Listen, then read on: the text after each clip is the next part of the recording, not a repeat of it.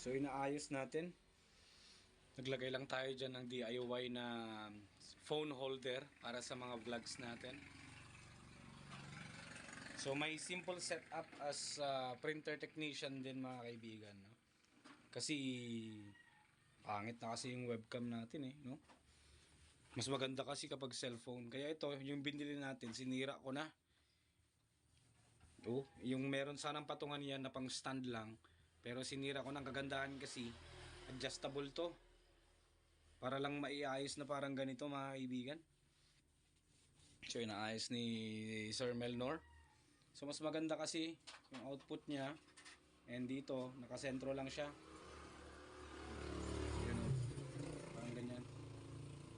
O diba? Panalo to. Kitang kita talaga. At saka yung printer, yung distance ng camera mo, ng cellphone, at saka ng printer, okay na okay. Dito pwede mo pang i-zoom, no? Yun. Ayaw na rin mapindot. Yan lang simpleng ano ko mga kaibigan. Sana makapag-upgrade tayo later on. May mga mas importante pa kasi. Meron pa tayong yung pati ito, sinira ko na rin. Para may pang support lang na light mga kaibigan, no? Diba? Oh. DIY na lahat.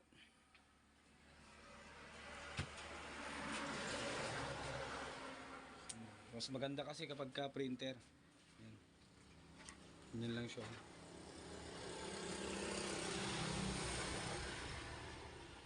Maglagay ka nga ng sample na printer dito, iho. Kitang-kita talaga siya mga kaibigan. Yan. Para kapag habang nagba-vlog ka, kitang-kita talaga dito. Oh. 'Di ba? So lahat makikita mo. Masakto lang yung distance. Ang gagandahan nito, adjustable siya. So kahit na ano. Ito sinira ko mga kaibigan. Meron sanang lagayan na parang stand to, yung nandun sa baba.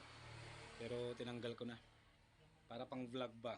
Kapag kaganyan kasi free na free. Kita nyo naman yung microphone ko, ito lang yun.